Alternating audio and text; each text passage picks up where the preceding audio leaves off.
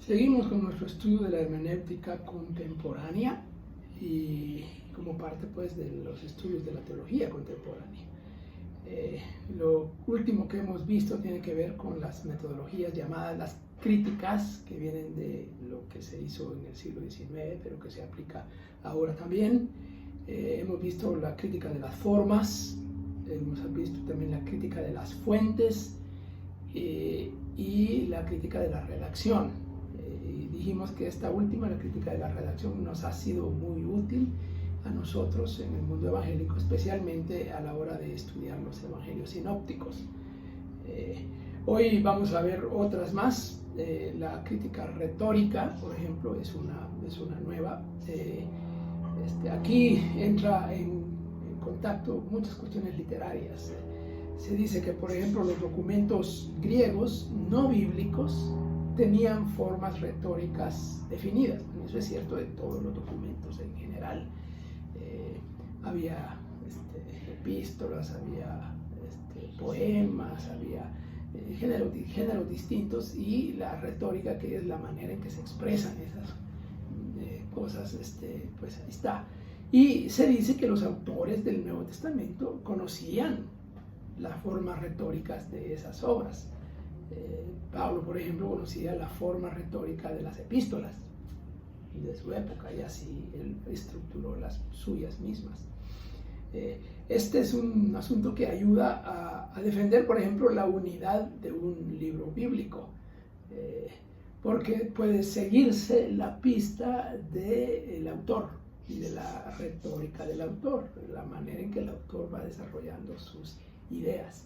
Y claro, devela pues los propósitos del autor, al igual que mencionamos en la crítica de la redacción, que es la clave para entender por qué hay diferencias entre uno y otro evangelio. Bueno, aquí también la retórica ayuda a descubrir esos propósitos del autor en escribir un libro en particular.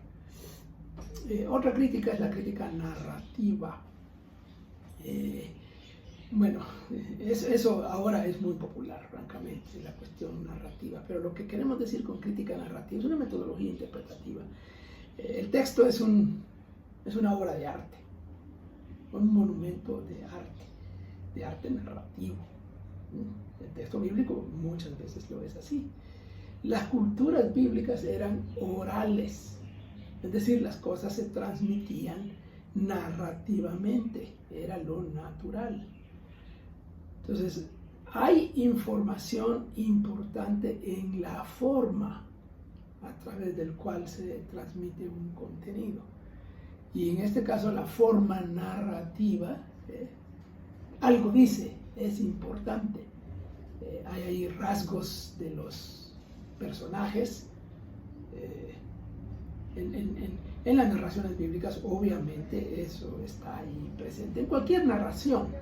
Pero en las narraciones bíblicas ya uno pone atención a la cuestión. ¿Qué se está tratando de decir de los personajes en una narración cualquiera? Y ahí está, hay un punto de vista de la narración. Hay una forma de verlo. No es lo mismo leer un texto narrativo, que está explícitamente narrativo, que un texto poético, por ejemplo, o un texto discursivo. Hay diferencias, y uno no puede estructurar los textos de la misma manera. Las historias, por ejemplo, la historia de David, Betsabé y Natán. Hay una historia real que se narra, y luego el profeta viene y cuenta otra historia que es ficticia para llegar al punto con David. Bueno, ¿cuáles son los rasgos de los personajes ahí? ¿Qué papel juega el profeta? ¿Qué papel juega el rey? ¿Qué papel juega Betsabé? Aunque no se le pone como protagonista, está ahí. Bueno, y una mujer interpretaría ese papel de maneras distintas. Otra es la crítica canónica. Es una crítica importante que ha tomado mucha fuerza últimamente. El canon mismo es una estructura literaria propia. El canon en su conjunto ha configurado normativamente la comunidad de fe que lo acoge. En otras palabras, se toma el texto tal y como se recibe, tal y como ya está. Esto en cierto modo se distancia de ese interés en encontrar los procedimientos o los procesos por los cuales los textos se fueron haciendo, se fueron creando, y ponemos énfasis en esas etapas ¿verdad? Durante y post. No, aquí ya es ya lo hecho, ya tal y como está, el canon. Bueno, ese canon es el que ha servido para normar la comunidad judía primero y la comunidad cristiana posteriormente. Y entonces viene todo el tema de la intertextualidad. Un texto con otro texto, un libro con otro libro, cómo se relaciona el Antiguo Testamento con el Nuevo Testamento, cómo se relaciona los evangelios con las epístolas, o en el Antiguo Testamento, cómo se relacionan los libros históricos con los proféticos. Miren, ese es un campo fascinante. La crítica canónica nos ayuda mucho porque tomamos el texto tal y como está. Y al fin de cuentas, el arreglo final del canon también comunica una cierta teología. Sabemos que el canon judío está organizado de una manera distinta al canon cristiano del Antiguo Testamento, por lo menos. Bueno, ahí tenemos algo de eso. Pero luego hay enfoques postmodernos, más nuevos en la nueva hermenéutica. El sentido totalmente objetivo de un texto parece algo imposible, porque siempre está involucrado el lector. El lector como que se lee a sí mismo en el texto. Y ahí viene el proceso de la deconstrucción, que es un concepto muy postmoderno. Disgregar el texto para rearmarlo. Deconstruir. Bueno, la posmodernidad deconstruye y ahí lo deja.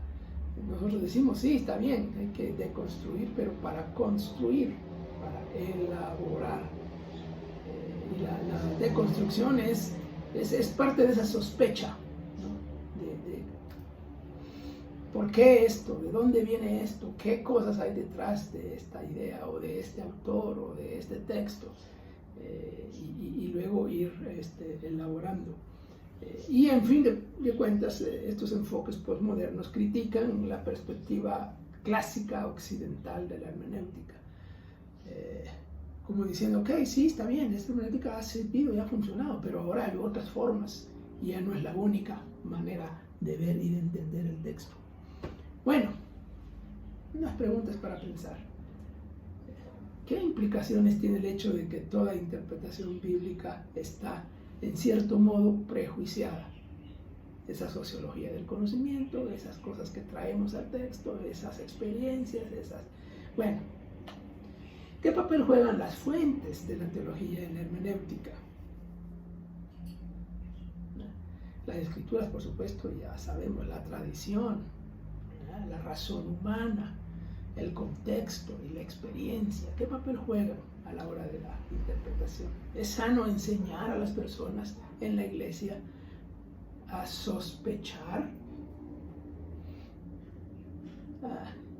¿Por qué sí, por qué no? ¿Cuándo sí, cuándo no? Ahí se los dejo para pensar.